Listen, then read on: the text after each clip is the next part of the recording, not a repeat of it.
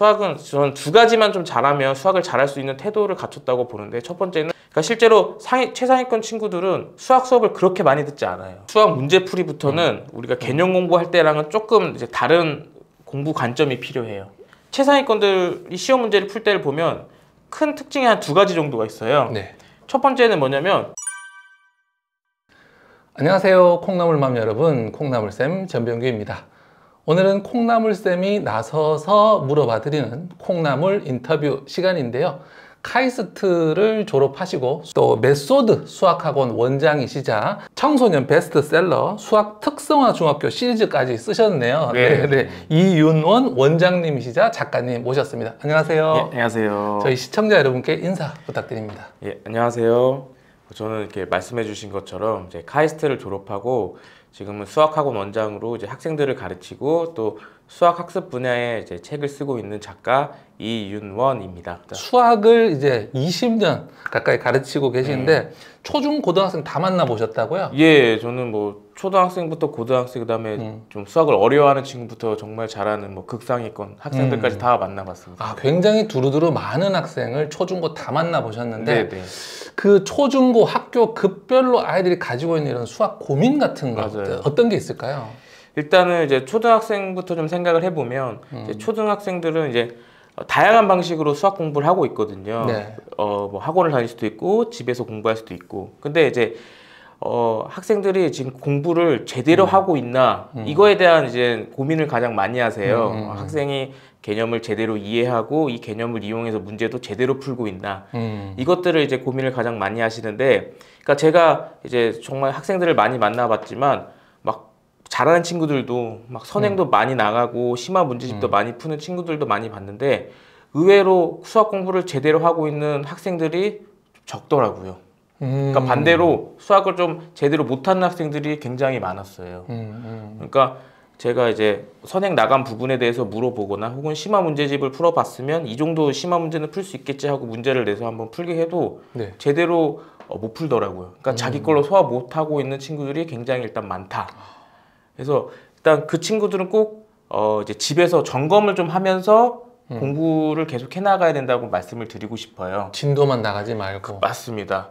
그러니까 지금 공부하고 있는 부분에 대해서 이제 집에서 잘 풀고 있는지, 그러니까 사실 정답률로 좀 저는 체크를 좀 하는 게 좋다고 보거든요. 정답률. 네, 그러니까 어떤 문제집을 푼다고 하면 그 문제집의 어떤 정답률이 한 80% 정도는 나와야지 자기 걸로 소화하면서 나가고 있다. 이렇게 말씀을 드리고, 그럼 이제 수학을 좀 어려워하는 이제 초등학생 친구들은 저는 이제 개념 공부라도 좀 탄탄히 좀 했으면 좋겠다. 개념 공부 네. 탄탄히. 다른 거를 더 욕심내기보다는 뭐 응용 문제집, 심화 문제집을 더 풀기보다는 개념 문제집들 있잖아요. 교과서도 좋은 개념 문제집이고요. 그러니까 개념 문제집, 교과서를 자기 걸로 좀 잘 안 되면 반복을 해서라도 좀 탄탄하게 하고 넘어가길 바란다. 이렇게 말씀을 드리고, 이제 중학교부터는 학교 시험에 대한 고민이 이제 본격적으로 시작되죠. 아, 그렇죠. 중간 기말고사 딱 생기니까. 맞아요. 그래서 근데 또 실제로 보면 이제 초등학교 때 수학을 잘한다고 생각했던 친구들, 또 열심히 했던 친구들이 중학교 올라와서 시험을 보면 원하던 점수를 생각만큼 못 받아와요.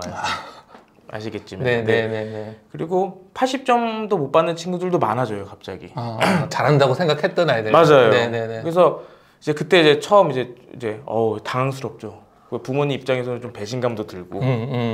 그래서 이제 그 시험에 대한 고민이 가장 클 것 같은데, 근데 제가 이제 소위 학군지라고 하는 그런 이제 시험 문제가 좀 어렵게 나오는 이제 학교의 시험지를 제가 이제 확인을 해서 분석을 해보면 사실 그러니까 중학교 올라와서 시험 못 본다고 하면 부모님들은 중학교 수학이 어려워져서 그런가 초등 수학에 비해서 그렇게 생각들을 많이 하시는데 제가 그런 학군지에 있는 시험지를 봐도 그냥 개념 공부, 그 다음에 유형, 응용 문제집을 좀 정확하게 자신의 것으로 소화하면서 풀었던 학생들은 충분히 잘 볼 수 있는 시험지 수준이거든요. 소화가 안 되는 거거든요. 맞습니다. 그러니까 개념, 그 다음에 유형, 응용 문제집도 제대로 소화 못했던 친구들이 시험을 잘 볼 수가 없었던 거죠. 그러니까 거꾸로 그 정도만 소화해도 어려운 시험 문제라고 불리는 그곳의 시험도 저는 90점 이상 충분히 받을 수 있다라고 말씀을 드리고 싶어요. 그럼 이게 어떤 말씀이냐면 지금 이제 중학교 수학을 공부하고 있는 친구들이 과연 개념 공부, 유형, 응용 문제집을 자기 걸로 소화하고 있을까? 라는 점검을 꼭 해보셔야 된다는 거예요. 그다음에 이제 고등학생들은 이제 또 잘 아시겠지만 이제 고등 수학부터는 그 점수 이제 분포를 보면 중간이 없어요.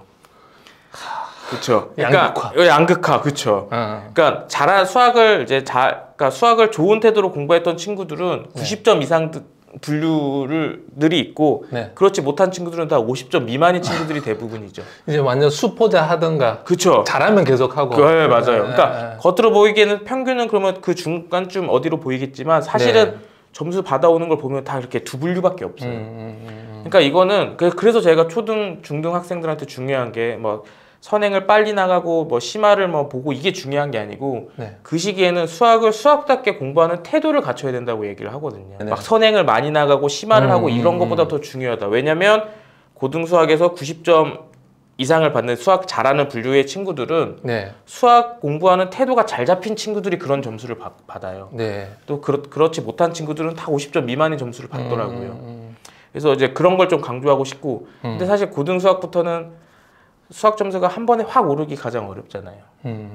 그래서 그러니까 제가 좀 어떻게 좀 조언드리기 가장 어려운 부분이에요. 고등학생들은. 왜냐면 초등, 중등은 좀 뭔가 바꿀 여유가 좀 있는데 고등 시기는 사실 갑자기 바꾸기가 어려워지거든요. 왜냐면 이미 습관이 잘 잡혀있기 때문에 자리 잡았기 때문에.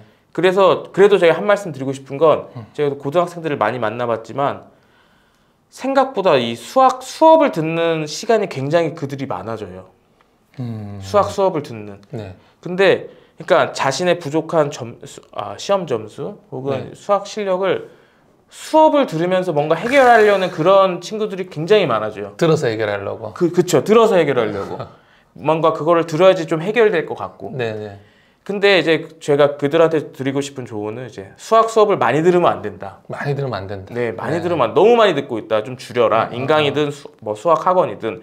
그러니까 실제로 최상위권 친구들은 수학 수업을 그렇게 많이 듣지 않아요. 항상 이제 공부는 자기가 하는 거고 수업을 통해서 자기가 필요한 걸 도움을 받는 시스템으로 갖춘 친구들이 수학을 잘할 수 있거든요. 수학은 저는 두 가지만 좀 잘하면 수학을 잘할 수 있는 태도를 갖췄다고 보는데 첫 번째는 개념을 정확하게 이해하고 개념 정확히 이해. 그 다음에 문제를 풀기에 깊게 생각하고. 그러니까 네. 이해와 생각인 거죠. 생각. 예, 이제 이 두 가지를 잘하는 태도를 갖춘 친구들이 이제 고등 수학에서 이제 90점 이상을 받는 거거든요.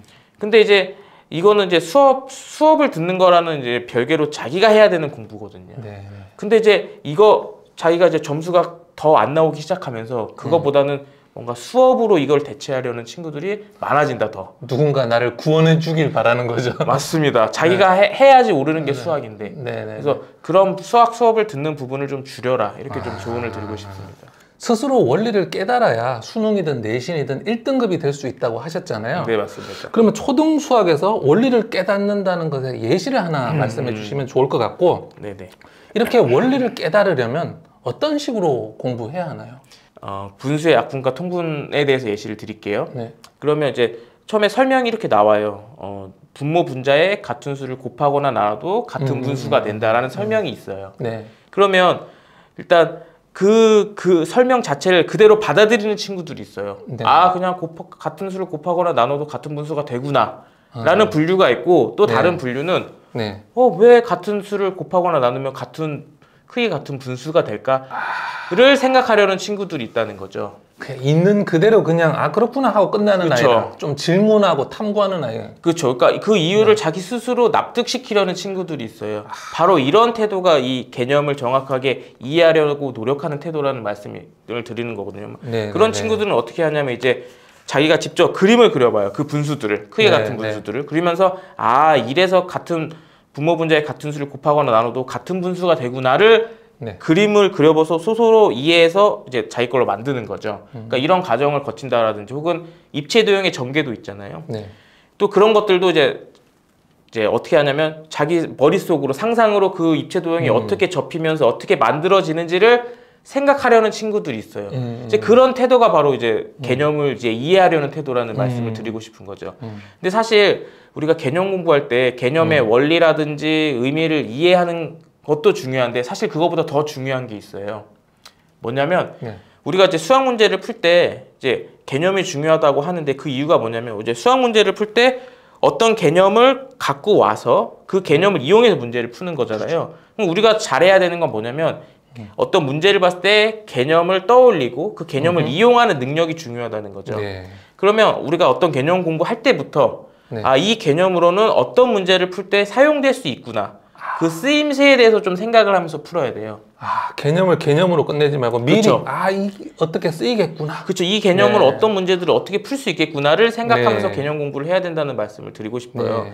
그래서 일단 예를 들어 이제 6학년 때 원의 넓이 이런 것들 배우잖아요. 네. 근데 원의 넓이 나오는 이제 그 개념의 원리는 사실 원을 뭐 잘게 쪼개서 그렇죠. 직사각형을 만들어서 원의 넓이 구하는 공식을 저희가 이제 도출해 내거든요. 네. 근데 이제 그런 과정이 개념 공부할 때 이해하려고 노력을 하는데 잘 안 될 수도 있어요. 근데 거기서 이렇게 멈춰 있는 게 아니라 저는 그러면 일단은 그 원의 넓이 구하는 공식이 어떤 의미인지를 또 파악해서 그러면 아, 이 원의 넓이는 반지름과 원주율을 이용해서 이 다양한 원들의 넓이를 구할 수 있구나. 를 일단 파악을 하는 거죠. 그 개념의 원리가 이해가 안 돼도 원의 넓이를 구하는 공식을 이용해서 원의 넓이를 구하면 되는구나를 파악해서 그거를 적재적소에 써가면서 원의 넓이를 구해 나가면 되는 거거든요. 개념을 깊게 이해하고 사실 깊게 이해하고 하는 이유도 이 개념을 어디다가 어떻게 쓸지를 알기 위해서 그렇게 하는 작업이라고 말씀을 드리고 싶습니다. 수학 문제풀이가 네네. 공부가 아니라 훈련이라고 하셨거든요. 네. 이거 수학 문제풀이 어떻게 훈련해야 되나요? 수학 개념 공부는 우리가 이제 새로 배우는 개념을 어떤 개념의 원리와 의미를 이해해서 제 머릿속에 넣는 작업이거든요. 네네. 이제 문제풀이부터는 이 머릿속에 넣은 그 개념을 이제 이용해서 적재적소에 사용해서 문제를 푸는 연습을 좀 많이 해야 돼요. 네네. 이거는 우리가 머리에 단순히 넣는 공부가 아니라 우리가 이제 내 손으로 직접 문제를 풀어가면서 식을 써가면서 하는 연습을 해야지 늘어날 수 있는 거거든요. 근데 네. 이제 문제풀이 자체도 또 이제 수업을 많이 들으면서 하려는 친구들이 있어요. 그러니까 누가 남들이 어떤 문제의 조건을 이해해서 또 설명해주고 풀이를 만들어주는 걸 보면서 그걸 내 걸로 받아들이려고 하는 친구들이 있거든요. 근데 사실 이제 문제풀이 이 능력은 그렇게 해서는 절대 실력이 늘어나지 않아요. 오로지 내가 내 손으로 문제의 조건을 이해하고 그러면 이 문제 조건을 푸는데 어떤 개념이 필요할까를 생각해서 네. 그거를 이제 찾아내서 내가 직접 풀이를 써보고 답까지 이제 찾아가는 그 과정. 이거를 내 손으로 내 머리로 해야지만 이 실력이 오를 수 있다. 그런 말씀을 드리고 싶고요. 그러려면 우리가 어떤 문제집을 그러면 선정해야 되냐. 이것도 이제 여기서 힌트를 얻을 수 있는 거죠. 그러니까 문제 풀이 연습은 내가 내 스스로 해야 되기 때문에 그 수준은 꼭 나한테 맞춰야 된다는 거죠.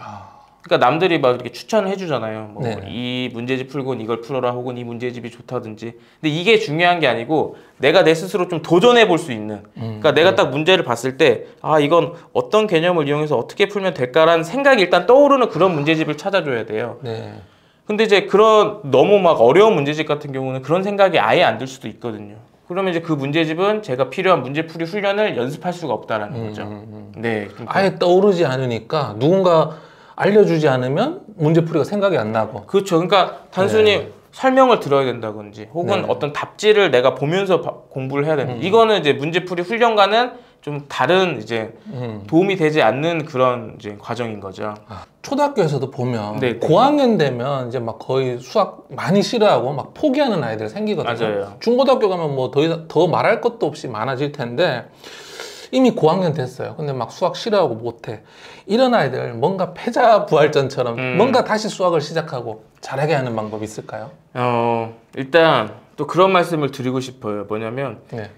이제 수학이 좀 어렵고 복잡하게 느껴져서 하기 싫어하는 친구들이 좀 많잖아요. 네. 근데 그런 친구들에게 제가 실제로 뭐 다양한 방법으로 이렇게 좀 이끌어 보려고 했는데 그렇다고 그 학생들이 갑자기 열심히 하게 되고 그건 불가능하더라고요. 네. 그러니까 공부는 자기가 하는 거기 때문에 내가 내 스스로 열심히 하고 싶어라는 마음가짐이 생기기 전까지는 그렇게 막 열심히 이끌어 나가는 게 사실은 쉽지 않다. 불가능에 가깝다라는 말씀을 드리고 그러면 수학을 그러면 그런 친구들은 어떻게 접근해야 되냐. 그러니까 우리가 근데 그 초등 시기에는 좀 그렇게 이제 그런 태도를 갖춘 친구더라도 이제 이게 중학교, 고등학교 올라가면서 그 친구들도 생각이 바뀔 수 있거든요. 나 갑자기 열심히 하고 싶어라든지 나 꿈이 생겨서 나 수학 공부를 한번 제대로 해볼래 라고 생각하는 그런 친구들이 생각보다 많이 나중에 발생할 수 있어요. 저도 심지어 많이 봤고요. 그러니까 우리는 이제 그런 순간에 우리가 공부를 열심히 하고 싶어하는 순간이 올 수 있기 때문에 우리가 초등 때는 그걸 대비해야 된다 이렇게 말씀을 드리고 싶어요. 그러니까 수학 공부하기 싫어하는 친구들도 최소한으로는 이 정도는 시켜야 된다 이렇게 말씀을 드리고 싶은데요. 근데 그 기준은 역시 이제 개념이에요. 그러니까 우리가 이제 수학은 이제 고등학교 때 나 열심히 해볼래 해서 갑자기 해서 점수가 확 오르기 가장 어려운 과목 중에 하나거든요. 왜냐하면 초등부터 고등까지 이제 개념이 하나로 잘 이어지고, 그러니까 초등 걸 잘 모르면 고등학교 때 갑자기 잘해지기가 힘들어. 왜냐면 초등 거 모르면 그때 걸 제대로 알 수가 없거든요. 그리고 아까 말씀드렸던 어떤 문제를 풀어나가는 능력, 그러니까 저희는 이제 그걸 문제 해결력이라고 하는데 이건 하루아침에 생기는 게 아니거든요. 그러니까 초등 때부터 많은 시간을 쓰고 그 다음에 시행착오를 겪으면서 아 내가 새로운 문제를 봤을 때 이런 과정을 통해서 답을 찾아 나가는구나 라는 걸 많이 좀 느낀 친구들이 그 문제 해결력이 늘어나요. 근데 그렇기 때문에 이제 초등 때부터 최소한의 공부는 해야 된다. 그리고 그 기준은 개념이다. 그러니까 개념 공부라도 정확하게 시키자. 그러니까 좀 기준을 말씀드리면 개념 문제집 혹은 교과서도 좋고요. 이거의 정답률이 한 80% 정도 나올 수 있도록은 계속해서 이제 반복해서라도 좀 정확하게 시키자 이렇게 말씀을 드리고 싶어요. 그러면 고등학교 때 내가 다시 수학을 잘하고 싶다라는 생각이 들었을 때 앞부분을 몰라서 문제되는 경우는 발생하지 않거든요. 그게 그래서 이제 그때 돼서 이제 뒷심이 생길 수 있는 거죠. 그래서 저는 그 부분은 최소한 좀 하기 싫어 하더라도 이끌어 가자. 그러면 나중에 그 학생이 공부하고 싶어지는 순간이 왔을 때 도움이 될 수 있다. 이렇게 좀 말씀드리고 싶습니다. 시험 볼 때 유독 시험에 좀 약한 아이들 있잖아요. 맞습니다. 평소에 괜찮은 것 같은데도 보면 부모님이나 아이 만족하는 점수가 안 나오는 이런 아이들. 이런 문제들은 어떻게 대응하는 게 좋을까요? 일단 시험 점수가 안 나오면 일단 첫 번째는 학생의 수학 실력이 정말 이제 제대로 공부했나를 먼저 의심해 봐야 돼요. 왜냐면 학교 시험 성적은 학생의 수학 실력을 정말 객관적으로 보여주고 있을 수도 있거든요.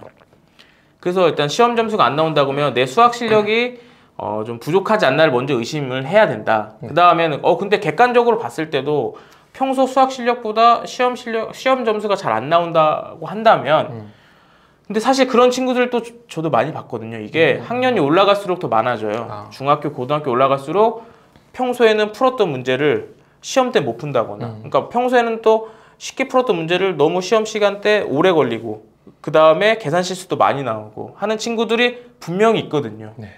그러면 이제 그런 친구들은 어떤 생각을 갖게 되냐면 내가 좀 시험에 약한 사람인가? 그죠? 뭐 그런 어떤 내가 실전파가 아닌가 그런 어떤 자신의 성격 같은 걸로 치부해버리기 시작을 해요. 근데 저는 이제 그걸 말리고 싶은 거예요. 그러니까 왜냐하면 그렇게 생각하는 순간부터는 자신이 타고난 거니까 못 봤구나 이렇게 생각이 돼버리거든요. 그래서 저는 그런 거를 그 친구의 시험 실력이 부족하다 이렇게 말씀을 드리고 싶어요. 시험 실력? 예, 시험 실력. 시험 실력은 뭐냐면 내가 이제 평소 수학 실력이 80점이면 시험 때도 80점은 나오게 해주는 게 저는 시험 실력이라고 좀 말씀을 드리고 싶어요.